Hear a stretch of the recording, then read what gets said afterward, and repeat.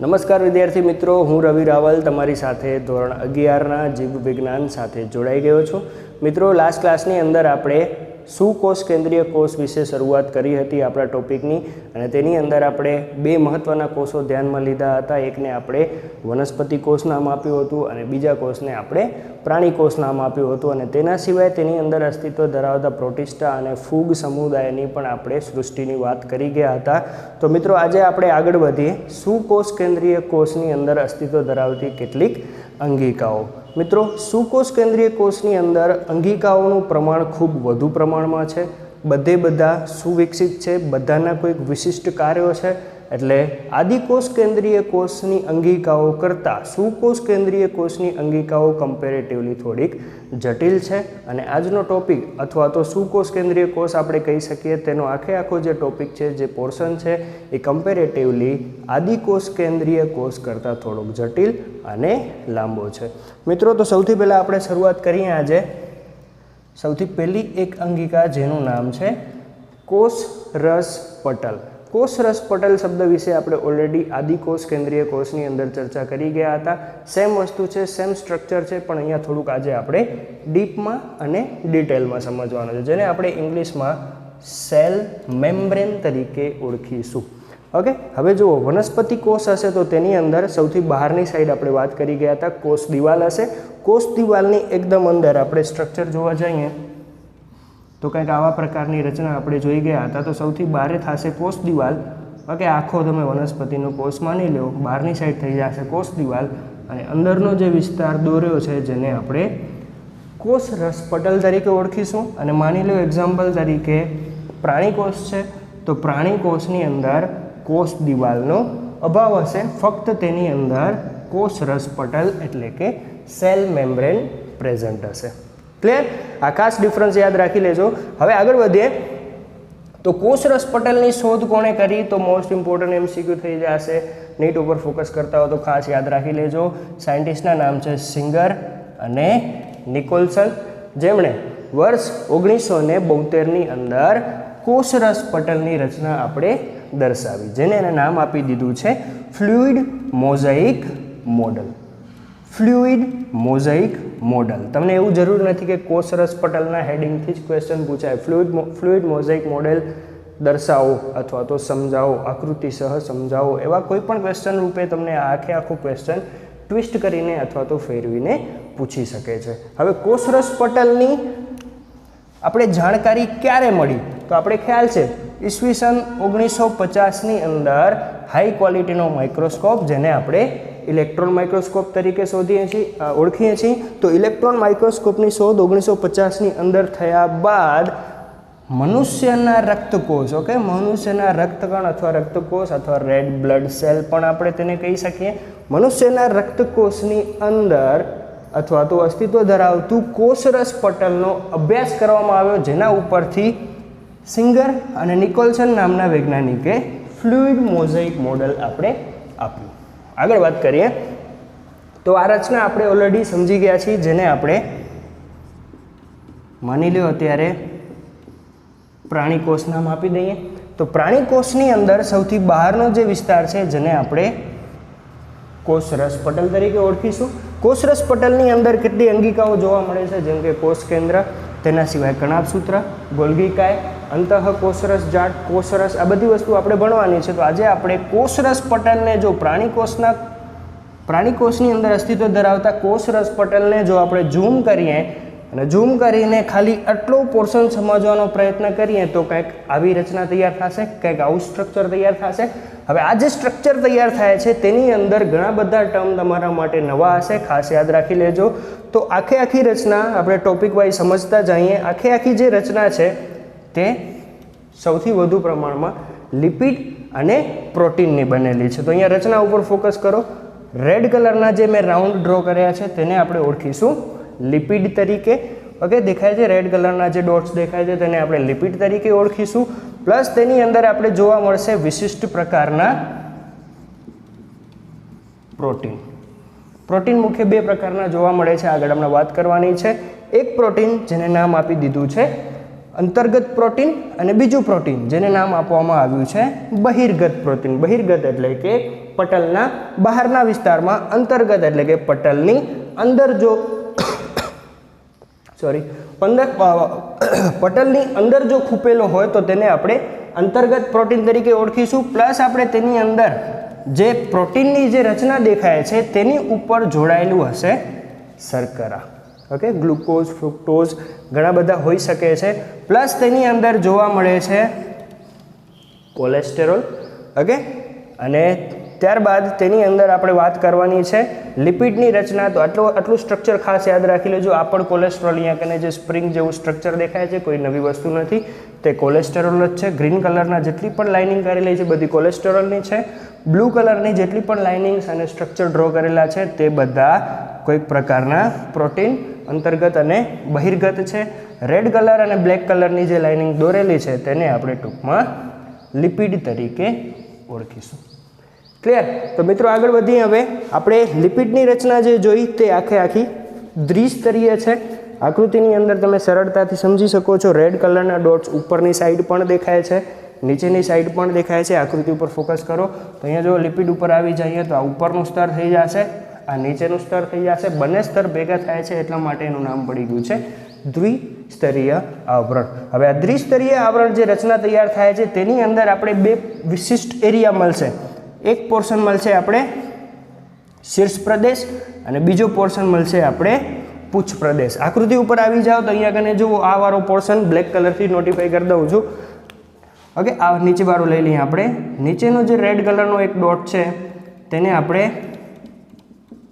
લિપિડનો શીર્ષ તરીકે ઓળખીશું અને આ વાળો જે વિસ્તાર છે તેને આપણે પૂછ તરીકે ઓળખીશું. શીર્ષ પ્રદેશ અને પૂછ પ્રદેશ સેમ વસ્તુ છે. આટલો પોર્શન મેં ઝૂમ કરીને અહીંયા કને દર્શાવેલો છે જેને આપણે શીર્ષ અને પૂછ તરીકે ઓળખીએ છીએ. શીર્ષ પ્રદેશ એટલે કે જે રાઉન્ડેડ, જે રેડ કલરના રાઉન્ડ દેખાય છે તે કેવા છે? જલાનુરાગી. જલાનુરાગીને આપણે ઇંગ્લિશમાં હાઇડ્રોફોબિક તરીકે ઓળખીશું. એટલે કે તે જલાનુરાગી એટલે કે પાણી પ્રત્યે આકર્ષણ દર્શાવશે. ઇંગ્લિશમાં હાઇડ્રોફોબિક તરીકે ઓળખીશું, ગુજરાતીમાં તેને આપણે જલાનુરાગી તરીકે ઓળખીશું. એટલે જે શીર્ષવાળો પ્રદેશ છે તે પાણીને આકર્ષે છે અથવા તો પાણી સાથે બોન્ડિંગ કરે છે, H2O સાથે બોન્ડિંગ કરે છે. એક્ઝામ્પલ તરીકે આપણે સાબુ લઈ લઈએ તો સાબુવાળો વિસ્તાર જે છે, સાબુમાં જે ફીણ થાય છે એ આખું પાણી સાથે આપણે મિક્સ કરીએ તો શું થાય? સરળતાથી મિક્સ થઈ જાય છે. હવે એનાથી ઓપોઝિટ બીજો જે વિસ્તાર હતો જેને આપણે પૂછ પ્રદેશ તરીકે ઓળખતા હતા, પૂછ પ્રદેશ કેવો છે? જલ વિતરાગી. જલ વિતરાગીને આપણે ઇંગ્લિશમાં ઓળખીશું હાઇડ્રોફોબિક. ફોબિયા શબ્દ તમે સાંભળ્યો હશે. કોઈ વસ્તુ, ઘણાને હાઇટનો ફોબિયા હોય છે, ઘણાને પાણીનો ફોબિયા હોય છે. ઓકે, તો આ જે બધી વસ્તુનો ફોબિયા એટલે તેનાથી દૂર જવું અથવા તો તેનાથી બીવું. તો અહીંયા કને શું થાય છે? બીવાના સંદર્ભમાં અહીં આવે. અહીંયા કને હાઇડ્રોફોબિક એટલે કે તેની સાથે કોની વાત થાય છે? હાઇડ્રો એટલે કે પાણી સાથે તે બોન્ડિંગ કરતું નથી, તે એની સાથે જોડાઈ શકતું નથી. ના જોડાવાના લીધે એટલે કે અંદરવાળો જે વિસ્તાર છે, એક્ઝામ્પલ તરીકે આપણે વેક્સ લઈ લઈએ, મીણ લઈ લઈએ અને મીણ સાથે મીણ જે જગ્યા ઉપર લગાવ્યું અને ત્યાં કને આપણે પાણી લગાવશું તો શું થશે? પાણીના અણુ એટલા એરિયા ઉપર ક્યાંય અટેચ થઈ શકશે નહીં. એ એરિયા કોરો ને કોરો જ રહેશે. અથવા તો તમે નોર્મલ એક્ઝામ્પલ લઈ શકો, ગાડીની અંદર ઉપયોગમાં લેવાતું ગ્રીસ અથવા તો ઓઇલ પણ તમે એક્ઝામ્પલ તરીકે લઈ શકો છો, તેલ પણ લઈ શકો છો. આ બધા એક્ઝામ્પલ હાઇડ્રોફોબિકના છે, જે પાણી સાથે મિક્સ થઈ શકતું નથી. ક્લિયર? ક્લિયર છે એટલી વસ્તુ? આગળ વધીએ. હવે જે લિપિડનો ઘટક એટલે કે પર્ટિક્યુલર એટલો એરિયા દેખાય છે, આ ઘણા બધા લિપિડ આમાં ઢગલાબંધ હશે. આપણે એટલી જ વસ્તુ ખાલી ઝૂમ કરીને જોઈએ છીએ તો પણ કેટલું એક્સ્ટ્રાઓર્ડિનરી વસ્તુ અહીંયા કને દર્શાવેલી છે આપણા ટેક્સ્ટબુકની અંદર, ફ્લુઇડ મોઝેક મોડેલની અંદર. તો લિપિડની રચના એટલે કે આટલો આખો પોર્શન મેં તમને કીધું શીર્ષ અને પૂંછવાળો પ્રદેશ, એને આપણે જોવા જઈએ તો એ શેનો બનેલો છે? તો પર્ટિક્યુલર ફોસ્ફોગ્લિસરાઇડનો. ફોસ્ફોગ્લિસરાઇડ એટલે કાંઈ નવી વસ્તુ નથી. ફોસ્ફેટ પ્લસ ગ્લિસરોલ બંને વસ્તુ ભેગી થાય એટલે જે સ્ટ્રક્ચર બને છે જેને આપણે ફોસ્ફોગ્લિસરાઇડ તરીકે ઓળખીશું. હવે આપણે પ્રોટીન અને લિપિડની વાત કરતા હતા તો જુદા જુદા કોષની અંદર લિપિડ અને પ્રોટીનનું પ્રમાણ કેવું છે? અલગ અલગ. બધા કોષની અંદર પ્રોટીન અને લિપિડનું પ્રમાણ એક સરખું જ હોય તેવું જરૂરી નથી. કોષની પ્રજાતિ ઉપર એના ઉપર ચેન્જીસ થશે. એક્ઝામ્પલ તરીકે આપણે વાત કરી ગયા વનસ્પતિ કોષ, તો વનસ્પતિ કોષ અને પ્રાણી કોષ બંને વચ્ચે પણ આપણે લિપિડ અને પ્રોટીનની જો સરખામણી કરવા જશું તો પણ આપણે તેની અંદર ખૂબ બહોળો તફાવત જોવા મળશે. હવે એક્ઝામ્પલ તરીકે આપણે લઈ લઈએ મનુષ્યનો રક્તકોષ, જેને આપણે ટૂંકમાં રેડ બ્લડ સેલ અથવા તો આરબીસી તરીકે ઓળખીએ છીએ. આરબીસીનું કાર્ય હતું ઓક્સિજનનું વહન કરવાનું. આપણા શરીરની અંદર સૌથી સ્મોલેસ્ટમાં સ્મોલેસ્ટ, સૌથી નાનામાં નાનો જો કોઈ કોષ હોય તો તે છે રક્તકોષ. પુરુષના સંદર્ભમાં શુક્રકોષ આવશે, પણ હ્યુમનની અંદર જેન્ડરના ડિફરન્સ વગર આપણે જો વાત કરવા જઈએ તો હોમોસેપિયન્સની અંદર સૌથી નાનામાં નાની સાઇઝનો જે કોષ છે જેને આપણે રેડ બ્લડ સેલ આરબીસી તરીકે ઓળખીશું. હવે મનુષ્યના રક્તકોષની અંદર આપણે વાત કરવા જઈએ તો પ્રોટીન આપણે જોવા મળે છે 52%, લિપિડ જોવા મળે છે 40%. અહીંયા કને આકૃતિ ઉપર આવી જાઓ તો આ જે લિપિડની રચના દેખાય છે, હમણાં જ આપણે વાત કરી ગયા દ્વિસ્તરીય આવરણ, જે આખું ફોસ્ફોગ્લિસરાઇડનું અને લિપિડ, જેનાથી લિપિડ બન્યું છે, અને લિપિડના લીધે આખું જે સ્ટ્રક્ચર તૈયાર થાય છે. રક્તકોષની અંદર આકૃતિ આવી છે, તમે ધોરણ 10ની અંદર થોડુંક જોઈ ગયા હશો. અદરવાઇઝ હાઈ ક્વોલિટીની ઇમેજ તમને ઇન્ટરનેટ ઉપર સરળતાથી મળી જશે. ઓકે, તમે ગુગલેશ્વર મહાદેવ ઉપર સરળતાથી સર્ચ કરી શકો છો, જેની અંદર 40% લિપિડ અને પ્રોટીનના બે પ્રકાર આપણે વાત કરી ગયા, જેને આપણે અંતર્ગત અને બહિર્ગત પ્રોટીન નામ આપવામાં આવ્યું છે, જેનું પ્રમાણ છે 52%. પ્લસ હવે જે 8% જે વધે છે, આ તમે કાઉન્ટિંગ કરશો તો 92% જેટલું થશે. બાકીના 8%ની અંદર કાર્બોદિત અને કેટલાક ખનિજ તત્વો. કાર્બોદિત કોને કહેવાશે? તો કાર્બન, હાઇડ્રોજન અને ઓક્સિજન. કેમિસ્ટ્રીની અંદર આવશે, રસાયણ વિજ્ઞાનની અંદર વાત કરી ગયા હશો. કાર્બન, હાઇડ્રોજન અને ઓક્સિજનના સંયોજનને ટૂંકમાં આપણે કાર્બોહાઈડ્રેટ્સ તરીકે ઓળખીશું. હવે આપણે પ્રોટીનના સંદર્ભમાં વાત કરવા જઈએ તો પ્રોટીન મુખ્ય આપણે બે પ્રકારના મળે છે. કયા બે પ્રકારના પ્રોટીન છે?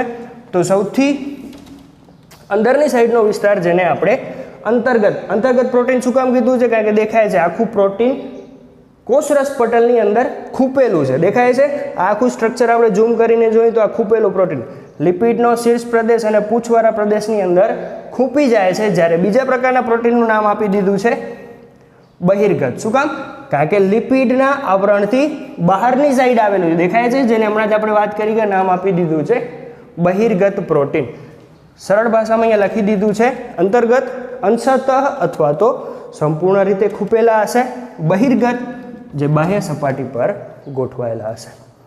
ઓકે, હવે મોસ્ટ ઇમ્પોર્ટન્ટ પોર્શન આવી જાય છે નીટ માટે, અને મોસ્ટ ઇમ્પોર્ટન્ટ થઈ જશે તમને વનસ્પતિ કોષના સંદર્ભમાં. જો તમે વનસ્પતિ કોષ ઉપર ફોકસ કરો છો તો તેની અંદર મોસ્ટ ઇમ્પોર્ટન્ટ પોર્શન ચેનલ અથવા તો જેને આપણે પ્રોટીન તરીકે ઓળખીશું. પણ કયા પ્રોટીન? અંશતઃ અથવા ખૂપેલા, જેને આપણે અંતર્ગત પ્રોટીન નામ આપ્યું હતું, તેનું વનસ્પતિ કોષમાં ખૂબ જ મહત્વનું કાર્ય છે. શું છે તો ચર્ચા કરીએ તો લિપિડના અણુઓ વચ્ચે મોટા કદના પ્રોટીનના અણુ, જેને આપણે ચેનલ તરીકે ઓળખીએ છીએ, તેનું કાર્ય શું હતું? તો માની લો આ કોષ છે તે પાણીવાળા વિસ્તાર સાથે એક્ઝામ્પલ તરીકે ગોઠવાયેલો છે અથવા તો જોડાયેલો છે. હવે માની લો આ કોષની અંદરનો વિસ્તાર થઈ ગયો, આ કોષની બહારનો વિસ્તાર થઈ ગયો. વસ્તુ સમજાય છે? આ કોષરસ પટલની રચના છે, આ કોષનો બહારનો વિસ્તાર થઈ જશે, આ કોષની અંદરનો વિસ્તાર થઈ જશે. વચ્ચેનો જે પોર્શન કોષરસ પટલ અહીંયા કને ડ્રો કરેલો છે. હવે માની લો કે પાણીની અંદર એક્ઝામ્પલ તરીકે મીઠું ઓગળેલું છે, NaCl. એટલે કે NaCl કેવી રીતના જોડાયેલો હશે? તો Na+ અને Cl-, બંને છૂટા પડી ગયા હશે, જે પાણી સાથે ઓગળેલા હશે. હવે માની લો કે આ કોષનો કેવો વિસ્તાર હતો?